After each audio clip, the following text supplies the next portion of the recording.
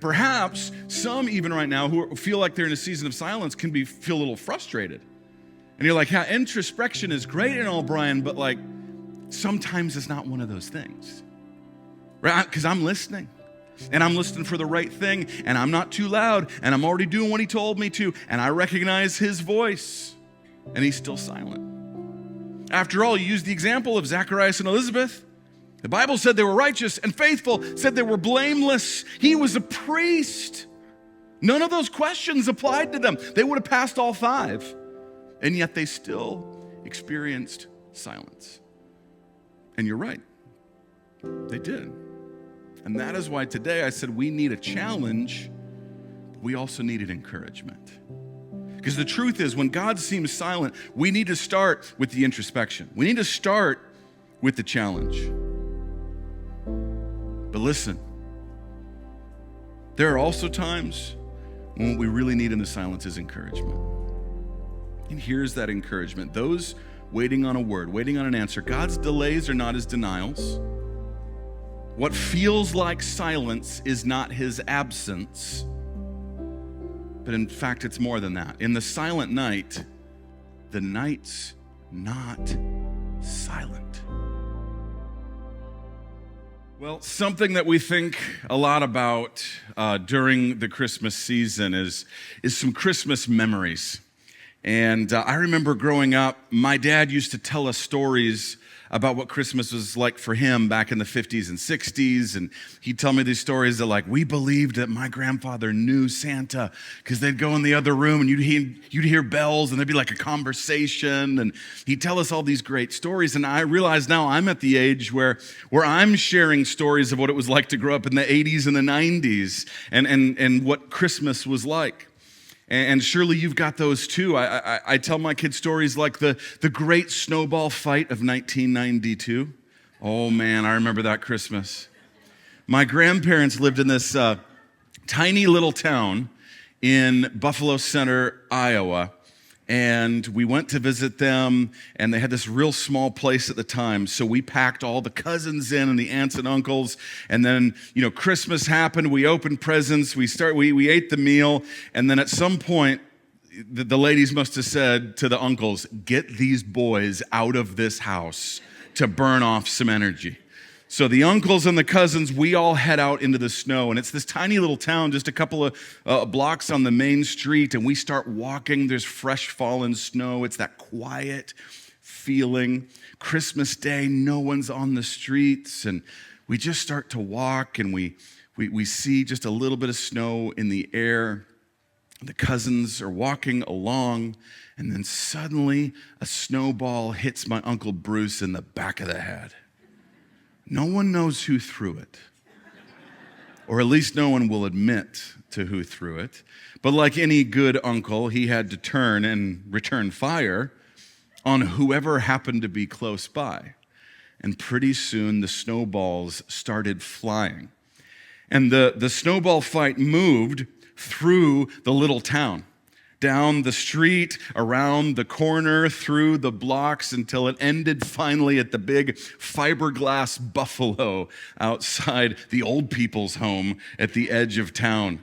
Until exhausted and panting, steam coming off of us in the cold winter, we smiled and headed back home. There's sweet memories this time of year that we think back on. And when we think of these memories, usually we think of the joy and the family and the sweetness, the simpleness of it. And really one of the feelings we think of this time of year is the feeling of peace. We use that word a lot at Christmas. Peace, peaceful.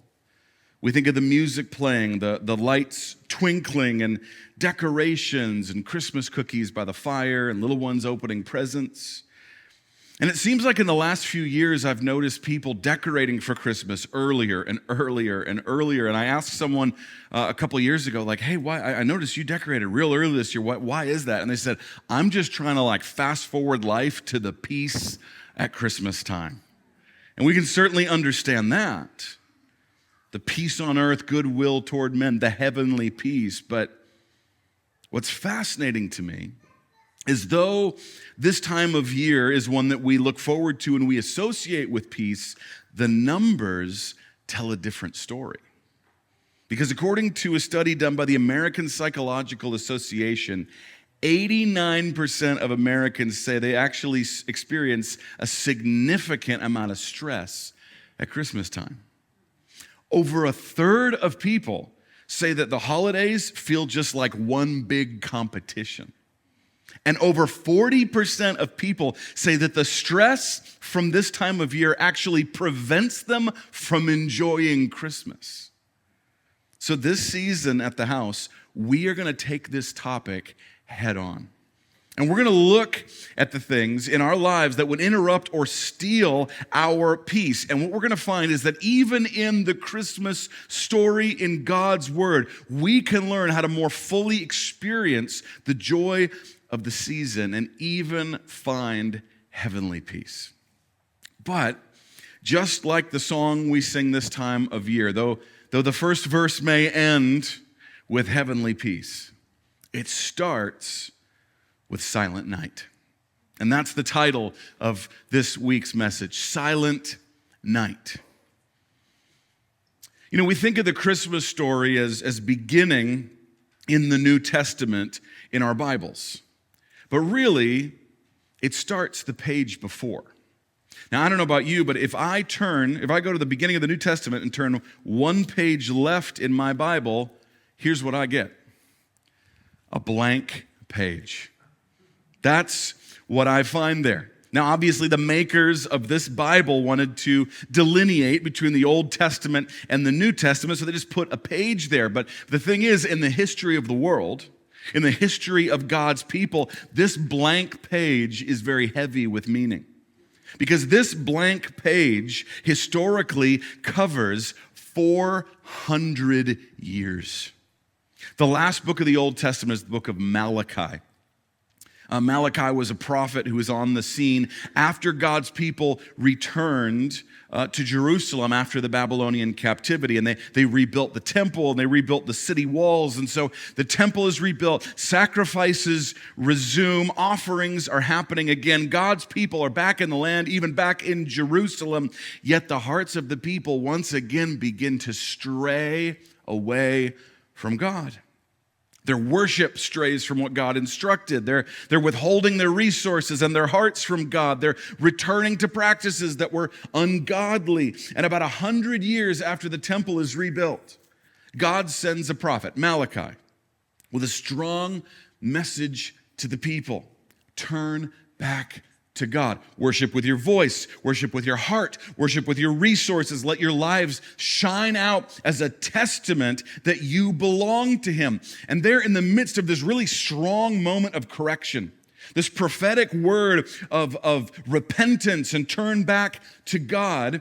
It is so like God in the midst of all this to give a double promise about what's going to come. It's found in Malachi 3. You don't need to turn there because we'll put it on the screen for you. Malachi 3:1 says this: "Behold, I send my messenger, and he will prepare the way before me. And the Lord whom you seek will suddenly come to his temple, even the messenger of the covenant in whom you delight. Behold, he is coming, says the Lord of hosts." The Lord is coming. That's one promise. And the one who will announce him is coming. That's the second promise. The messenger of the covenant, Jesus, and the messenger who prepares the way that we'll know as John the Baptist. These are huge promises that God is now giving to the people. This is what's coming. And then we turn the page, and it's the blank page. 400 years passes. And in that 400 years, there's no more answer. There's no fulfillment. There's no prophet. There's no book of the Bible. There's no "thus saith the Lord" at all. 400 years of what felt like a silent night. Do you ever feel like that? Do you ever feel like God was speaking at one time in your life, then he just maybe kind of stopped? Like you used to feel close with him. You used to hear from him. Maybe you even received some promises with him, but now it feels like he's silent. If so, know that you're not alone. Do you know that 82% of Christians say that they've had a season in their life where it has felt like God is completely silent? So here we are in a time of year that's surrounded by reminders of God. You go to the mall or the grocery store and you're hearing music about Jesus. It's the only time of year that happens. We're being reminded even in the public square about Jesus and joy and peace. But if we're in a season where it feels like God is silent, then it can actually just add to the frustration, add to the stress of the holidays, and it can feel altogether impossible to experience this heavenly peace that we sing about. Well, there's a couple in the Christmas story that would understand that tension very well. And we read about them in the book of Luke, chapter 1. You can turn there if you like, but we'll also put the verses on the screen so you can follow along. It's in Luke chapter 1, beginning in verse 5. It says, "There was in the days of Herod, the king of Judea, a certain priest named Zacharias of the division of Abijah. His wife was of the daughters of Aaron, and her name was Elizabeth. And they were both righteous before God, walking in all the commandments and ordinances of the Lord, blameless." So 400 years earlier, Malachi had to bring a strong word to the people. And Malachi actually in that brings a strong word to the priests. There's some stuff that's going out of order. And it seems that somewhere along the way, there were some that listened. And it's nice to know that 400 years later, there are those who are remaining faithful. We meet Zacharias, one of the priests. His wife, Elizabeth, they walk in obedience. They walk in faithfulness. They're blameless by what God commanded. But there's more to their story. Verse 7. "But they had no child, because Elizabeth was barren, and they were both well advanced in years." Now here's the thing. This is not just another descriptor to tell us about these two. No. This isn't a casual mention that they don't have children. This is a defining characteristic of Zachariah and Elizabeth. And we find out later in the text that this has actually been the prayer on their lips and in their heart for potentially decades now. And so if you were to ask Zacharias and Elizabeth, "Hey, has there ever been a time in your life where God just seemed silent?" They'd be like, "Are you kidding me? We have been waiting for an answer for decades." So think about what we have here. What do we have in this Christmas story that we've read so far? Just even in the setup and in these characters we've just met. We have God's people, Israel, who's been straying a bit, who's been wandering from him. There was a promise long ago. In fact, there were lots of promises long ago, but now they're experiencing silence. Then we have Zacharias and Elizabeth, who are obedient and righteous and blameless and serving God, yet they seem to be facing silence. And then we have 82% of believers who say that they have either walked in or are walking in a season where God felt silent. We're dealing with a silent night. That's how the Christmas story begins, and for a lot of us today, that's how our story begins. We get excited, we put the tree up, we listen to the music, and what we're trying to do is maybe drown out the fact for some of us that we're waiting, we're trying to hear from God, we're wishing He would give the answer. That voice that we remember that it seems to have gotten quiet on us. So today, I want to talk about two things we need for the silent night. And listen, one is a challenge and one is an encouragement. If you came to church today hoping for like a frou-frou Christmas message, guys, we got work ahead of us, right? We're going to get a little deep. Some of this is going to be a little tender for us, but when we read the statistics, when we look at what's going on, we're like, no, we need to take this head on because God has some things to say. So for the silent night, we're going to talk about a challenge and we're going to talk about some encouragement. Let's start with the hard part. Let's start with the challenge. Here's the challenge. In the silent night, we need to ask ourselves some questions. When God seems silent, we are pretty quick to be frustrated. We say, well, why is God being silent? Why is he doing this to me? And so our challenge is to be less accusatory and more introspective, maybe even more inquisitive about what's going on. We need to start asking some questions. If we feel like I'm experiencing some silence right now, that's a good prompt to ask some questions of ourselves. What kind of questions? Gosh, I'm glad you asked. Let's talk about them. Here's the first question we should ask ourselves. Number one, have I stopped listening? Now, here's where we got to start. Have I stopped listening?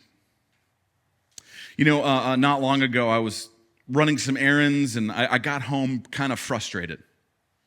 Kind of came in, you just have that vibe. You're like, he's not okay. And my wife, of course, could sense that, so she's like, what's going on? And I told her, well, I've been waiting to hear back from you for a while now. Asked you a question. No response. Now I made it all the way home, haven't heard a word from you. Radio silence. I was pretty grouchy about it, but I figured I had a right to be. To this, my wife responded by holding up her phone and showing me 3 outgoing text messages, answering my question, and then adding detail to the question. And I looked at it and I said, well, I never got those. See? Look at my phone. No, nothing there. And then I opened it and I went to text messages and there were all 3 of her messages. And it was at that moment that I realized, oh, my notifications were off. Sorry, honey. Anything I can do to help?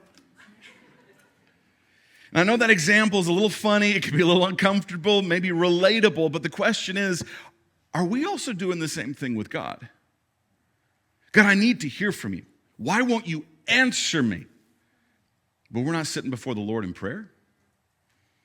We're not leaning into times of worship together. We show up to church, time of worship, I'll sing this song because I know it, and then we'll get to the other part. No, instead of leaning in and saying, I'm here to align my heart with yours, Lord. I want to take a listening posture even as I'm praising you.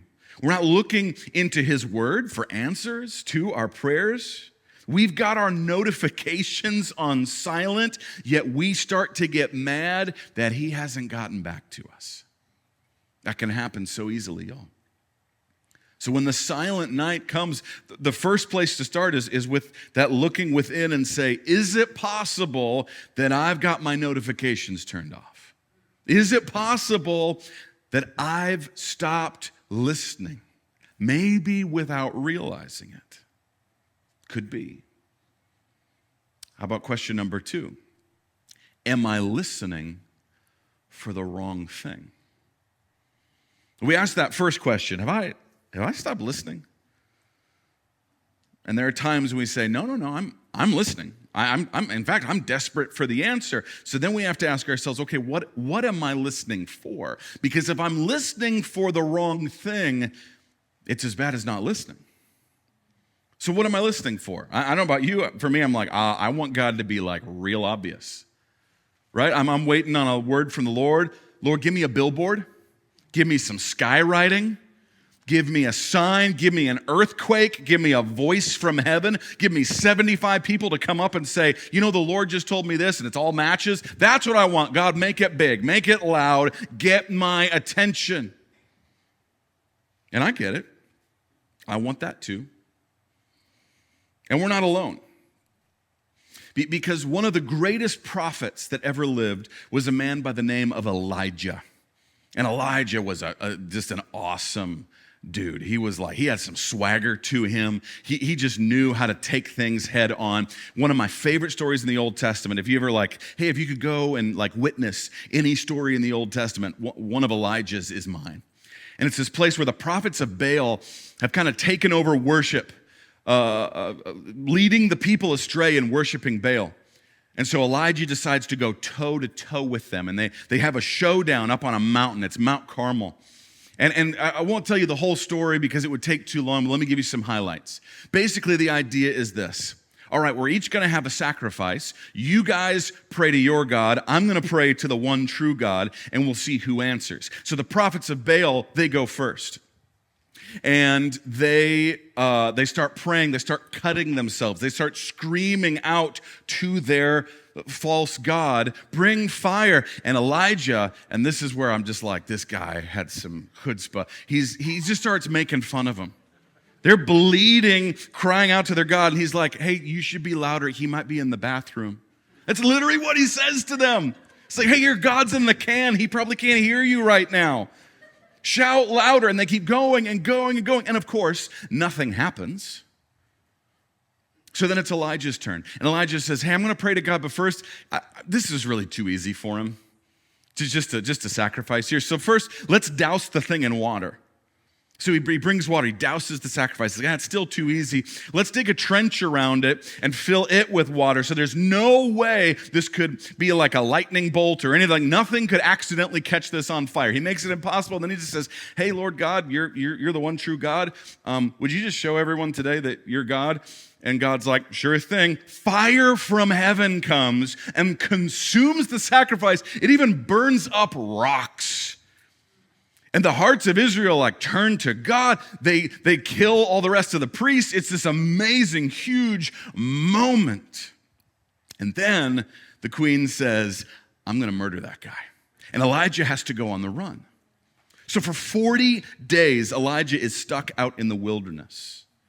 And he's sitting there alone. And in this time, he's waiting for God. He's like, God, you just spoke in such a big way. When are you going to say something again? And he starts to get lonely. He starts to get depressed. He starts to get stressed out about what's happening. He starts to get borderline suicidal. He's like, God, just kill me if you're not going to say anything to me. I'm the only one left. No one knows what I'm going on. And now my God won't even talk to me. And in the midst of that, God says, okay, then let's talk. And here's where we read it in 1 Kings 19 on the screen for you. Then he, and this is God speaking, said, go out and stand on the mountain before the Lord. And behold, the Lord passed by, and a great and strong wind tore into the mountains and broke the rocks in pieces before the Lord. But the Lord was not in the wind. And after the wind, an earthquake. But the Lord was not in the earthquake. And after the earthquake, a fire. But the Lord was not in the fire. And after the fire, a still, small voice. So it was when Elijah heard it that he wrapped his face in his mantle and went out and stood in the entrance of the cave. Suddenly a voice came to him and said, what are you doing here, Elijah? Elijah had experienced and seen firsthand when God gets loud. But then for 40 days of Elijah's life, God wasn't being loud anymore. And so God says, hey, Elijah, I want to talk to you. So Elijah goes and he's like, there's a windstorm coming that's literally ripping rocks out of the mountain. Elijah's like, oh man, God's going to say something. Here he goes. But that wasn't the voice of God. Then an earthquake goes. Like he gets all Carole King, felt the earth move under his feet. And he's like, okay, this is it. God's saying something now. Wasn't God. And then fire. And Elijah's like, this is it. I know this. This is how God talks. Fire from heaven. This is it. Okay, he's going to say something. And God didn't say a thing in the fire. And then a still, small voice. Charles Spurgeon said, and you know we couldn't go long without a Spurgeon quote. He said, and now the thunder ceased, and the lightning was gone, and the earth was still, and the wind was hushed, and there was a dead calm. And out of the midst of the still air, there came what the Hebrew calls a voice of gentle silence, as if silence had become audible. And as in that, this voice of gentle silence, that is when Elijah begins to hear from God. Because Elijah had preconceived notions of how God was going to talk. He was like, okay, well, God talks through fire. God talks through the big thing, so I'm listening for that. But God's quick to point out, no, don't listen for the wrong thing. Listen for me. And in the case of Elijah here, and so often with us, it's in the still, small voice that he speaks. Now, why? Why would God choose to speak in the still, small voice? The reason is because we serve a relational God. And you've surely heard the cliche before that Christianity is not a religion, it's a relationship. And that's true, and that's a great bumper sticker and all, but because we've all heard it before, we can start to miss the depth of truth behind that. And what does that have to do with God being quiet? Well, here's an example. And Sarah, I'm going to use you as a volunteer for this. And we have not practiced this, so I hope you do it right. No, so here's what we're going to do. Here's what we're going to do. I'm going to have you ask me a question, and here I am, like mic on, full volume, I'm going to give you an answer. So here's the question is just ask me, hey, do you want to get food after church tonight? Yeah, so just go ahead and ask me. Hey, do you want to get food tonight? Yes, I would. That'd be great. Okay, pretty easy to hear me. Got a microphone on. I got a loud voice. She's sitting there. She can hear me loud and clear. Now, I'm going to have you ask me another question. Okay, what kind of food should we get? And you're allowed to go use any space between you and me, but you can't stop until you have the answer. But this time, I'm turning the microphone off. So go ahead and ask me the question. Okay, then what are we going to get?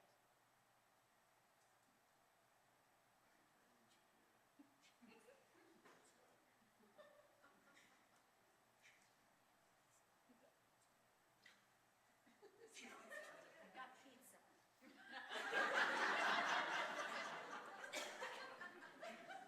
Oh, I am supposed to.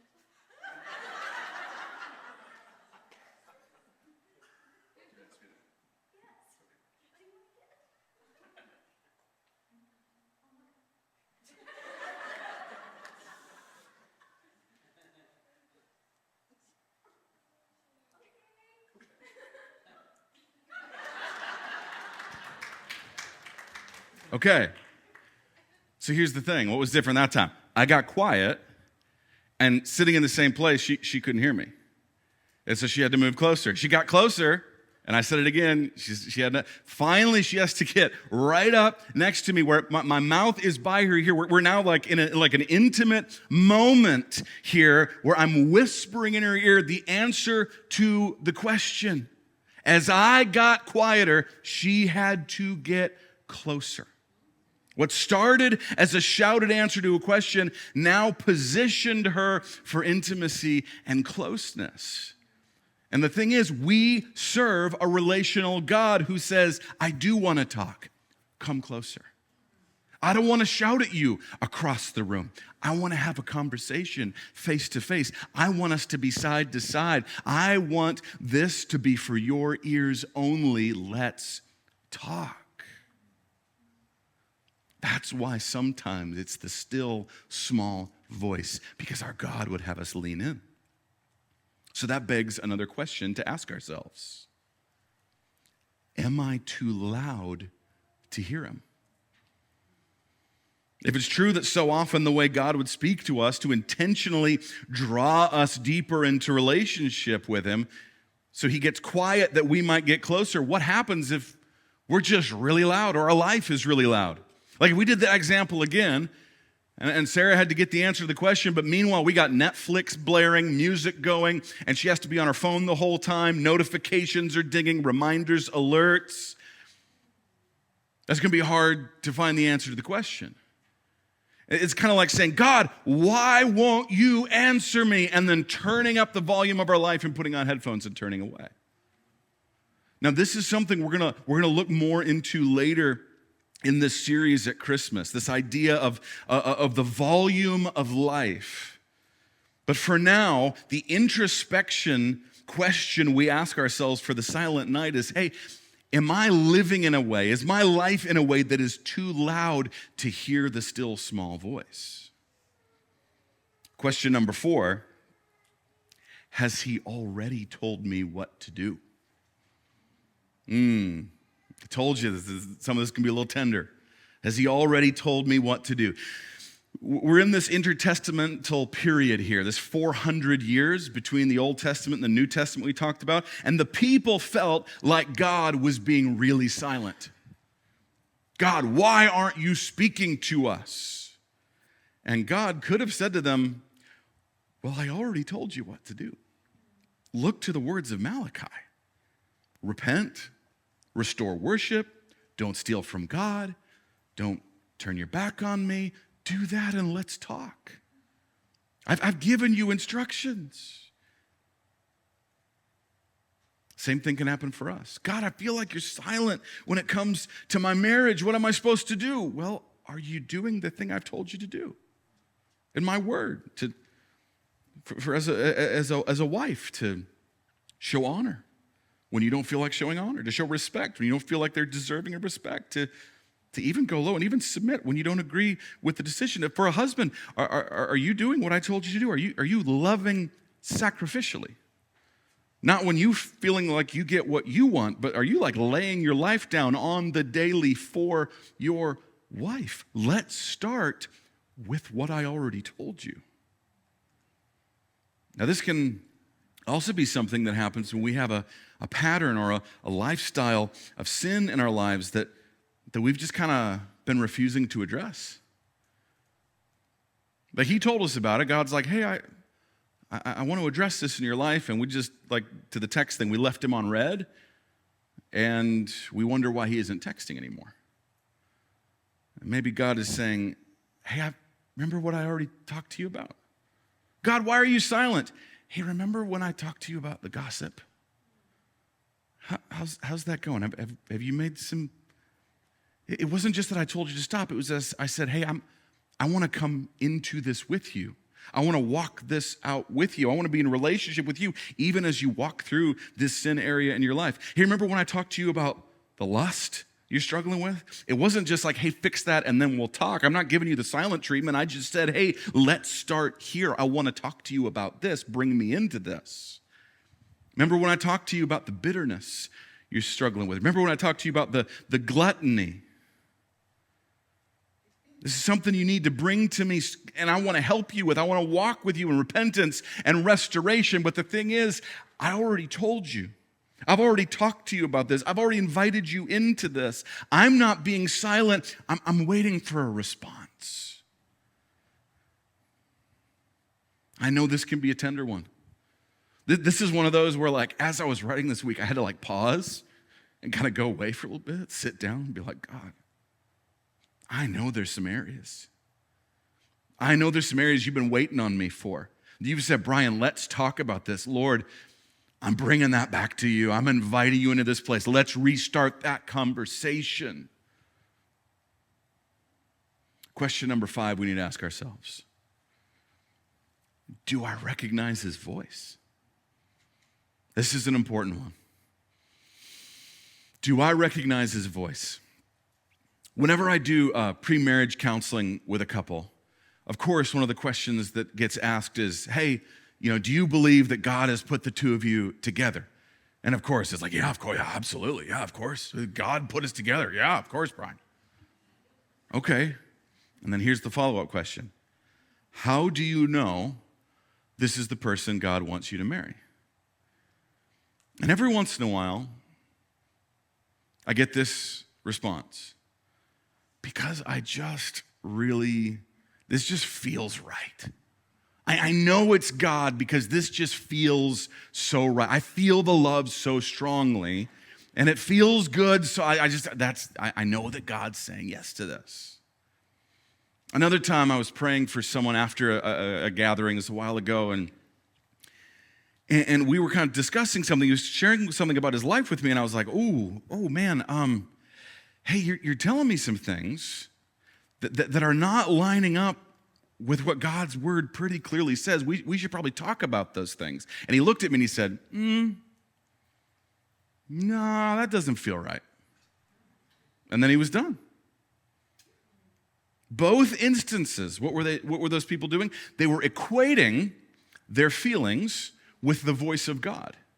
Now listen. Our feelings are a gift from God.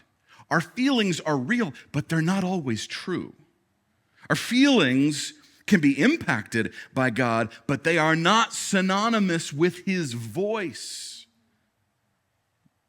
So we can say, oh, I'm waiting for the voice of God because then it'll feel right. That's an example of misrecognizing the voice of God. But others of us would say, well, I don't know that it's like that, but for me, I just don't know what his voice sounds like in the first place. I don't know what I'm listening for.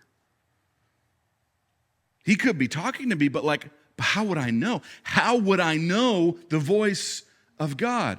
Well, let me use my wife for example again, for the same reason I know my wife Sarah's voice. I've never wondered on the phone when I got a phone call, is this Sarah? Like if a female voice on the phone is like, hey, this is Sarah, your wife, I would be like, oh, it might be. I don't know. I'm not going to be fooled by that. Why? Because I met Sarah in 2005, and ever since then, that's a voice I've heard more than any other voice in my life. I know what she sounds like. I know the phrases she uses. I know the tone and the music of her voice. I've read text messages from her. I've read notes from her. I've read emails from her. I know her voice because I delight in hearing it. And God has given us this amazing living word. And he says, hey, get to know my voice. I've spoken and I am speaking through it. He tells us who he is. He tells us how he sounds. We don't need to wonder what God sounds like. He told us. So here's the question. Do I delight in his word? Is his word so much a part of me? It is so hidden in my heart that I'm like, oh, I know exactly what God sounds like because it's right here and it's in me. I know his voice like a trusted friend. I know his voice like I would know no one else's voice. Jesus said, hey, the sheep know the sound of his voice. Or, if you're being honest, you say, I've got a journey ahead of me in delighting in his word that I may better recognize his voice. That's okay. Know where you're at. Don't pretend. Just say, gosh, I'm not. I don't know what he sounds like. Great. Know where you are and then say, but I can start today. Delighting in his word, hearing his word. Now, I know those are some challenging things. I know there's some tender things. We're like, oh, this is not, I feel kind of challenged. I feel like I didn't come here to do work today, Pastor. Like, what's going on? And perhaps some even right now who feel like they're in a season of silence can feel a little frustrated.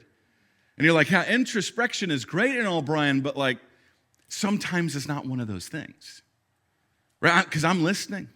And I'm listening for the right thing. And I'm not too loud. And I'm already doing what he told me to. And I recognize his voice. And he's still silent. After all, you used the example of Zacharias and Elizabeth. The Bible said they were righteous and faithful, said they were blameless. He was a priest. None of those questions applied to them. They would have passed all 5. And yet they still experienced silence. And you're right. They did. And that is why today I said we need a challenge, but we also need an encouragement. Because the truth is, when God seems silent, we need to start with the introspection. We need to start with the challenge. But listen, there are also times when what we really need in the silence is encouragement. And here's that encouragement. Those waiting on a word, waiting on an answer, God's delays are not his denials. What feels like silence is not his absence. But in fact, it's more than that. In the silent night, the night's not silent. I want you to hear this today. In the silent night, that night is not actually silent. I know you feel that you haven't heard from him, but the truth is, he loves you too much to give you the silent treatment.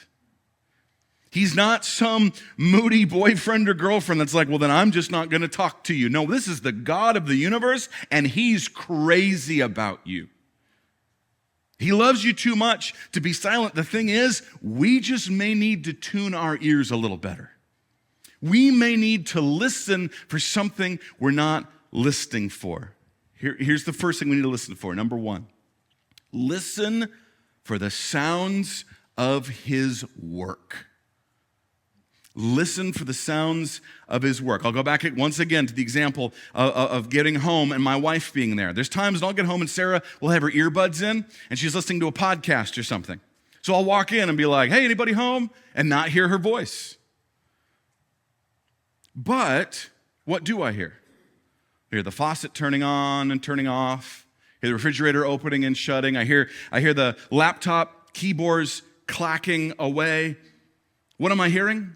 I'm hearing the sounds of her working. And they tell me she's there. She isn't being silent. She's just at work. That 400 years in the intertestamental period is often referred to as 400 years of silence. I've referred to it as that before, but listen, it isn't actually silent at all if we listen to the sounds of his working. Because during those 400 years, the world kept turning, stuff kept happening, important stuff, history stuff that we've learned about in school. So towards the end of the Old Testament, Babylon was the big world power, and they fell, and the Medo-Persians took over. So at the end of Malachi, the Medo-Persians are the big bully on the block. But that all changed in this time. A little guy named Alexander the Great rose to power. You've heard of him. And he started taking over like everything. But then, at the age of just 32, Alexander the Great got sick. And people rushed to his deathbed and said, okay, well, who's next? Who's taking over? And because he was just like this macho dude, he goes, my throne will go to the strongest. And they all kind of like look at each other across the body.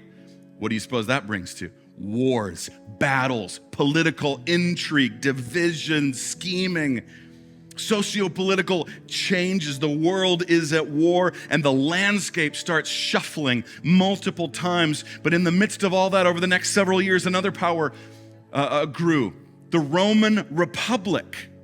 And the Roman Republic had leaders we'd recognize like Julius Caesar. That's in this 400 years. And the power of Rome spread. And the technology, the Pax Romana, the peace of Rome spread. And roads went out to connect towns and villages.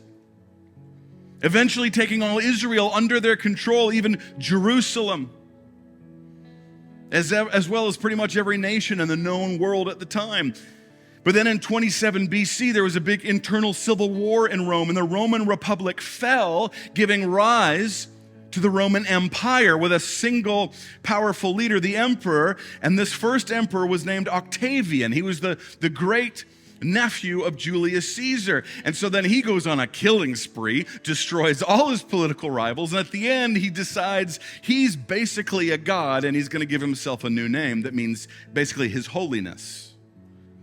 And this new name is one you'd probably recognize. This new name he gives himself is Augustus, Caesar Augustus. And so Octavian gives himself the new name Caesar Augustus. And if that name sounds familiar this time of year, it should, because in Luke chapter 1, we read, and it came to pass in those days that a decree went out from Caesar Augustus that all the world should be registered. So this whole 400 years that God was seemingly silent, his work continued. He was shifting the geopolitical landscape so that the world was prepared for the fulfillment of his promises back in Malachi, connecting the road so that the gospel could spread. Even having an emperor rise to power to call a census for his own arrogance so that Mary and Joseph would go to Bethlehem where God said Jesus was going to be born. He was working the whole time. And he was doing the same thing in Zacharias and Elizabeth for the last several decades. The whole time he was preparing them. He was growing them. He was turning them into the man and the woman he wanted to raise John the Baptist. In fact, the very fact that he had seemed silent so long was a beautiful prophetic sign of his promise when the time came. Listen carefully, church. When God seems silent, listen for the sounds of him working. Look at what he's doing. Look at the promises he is working to fulfill, because he is at work. Second thing is this we need to listen for. Listen for the sounds of his word. The thing is, our God is never actually silent, because he gave us his living word. It speaks to us, it instructs us, it corrects us, it encourages us, it fulfills promises, and it tells us what to do while we're waiting for the other promises to be fulfilled. This isn't something that God was kind of in a speaking mood and he wrote, and then that's it. No. First of all, he still speaks, but second of all, he still speaks through his word every single day. We don't read a history book. We read a love letter from the King of the universe. This is why we're right now on a journey as we took the last 90 days of 2024 at the house. We said, hey, we're going to read through the Psalms. Sometimes it's 2 Psalms a day, sometimes it's 1. I just want to invite you, if you haven't been on that journey with us, or you started and you fell away, don't feel like you need to get caught up. Just join us in that. You can grab one of the sheets of paper out in the lobby, or you can go to our website and find it at thehousechat.com and download it there. Here's why. Because he's speaking every single day through his word. I saw this in my little daughter just a couple of days ago. This past week, she runs up to me one morning, big smile on her face, and she's decided, I'm gonna read the Psalms. And she goes, Daddy, guess what? I said, what? She goes, in the Psalms today, it talked about Thanksgiving. And we're celebrating Thanksgiving this week. And God's talking about being grateful. And I was like, I know, because he's speaking to you. He's speaking to you right now about the very thing we're celebrating this week as a family. And she was just filled with joy. Oh my goodness, my God is still talking. Church, we got to get a little bit of childlike joy, because he still speaks to us every time we open this word with some expectation, because he didn't stop. So let me encourage you, grab it, join us, do this. Just for you. He has something to say to you. We're not here because God talks to me and then I tell you what he said. We're here because God is speaking to every one of us through his word. If we will listen, if we will draw near, if we will lean in even to that still small voice in those quiet hours of the morning when no one else is awake, those afternoons when the kids are down for the nap, or those late nights. This whole season is a reminder of how he sent Jesus for us into what seemed to be silence, how he was preparing the world, preparing us for a love like we could never imagine. That he sent Jesus for you, to save you, that he has a plan and calling for you. It's a reminder of how he loves you. That's what Christmas is about. Even in, perhaps especially in, the silent night.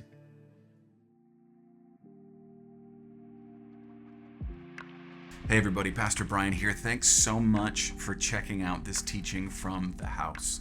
Look, if something stood out to you, ministered to you, or maybe you could use some prayer or have some more questions about Jesus, drop us a line. info@thehousechat.com. That's chat with 2 T's. Now, if you want to support the ministry God is doing here at the house, or just get a whole bunch more information on who we are as a church, you can head to thehousechat.com. Have a great week.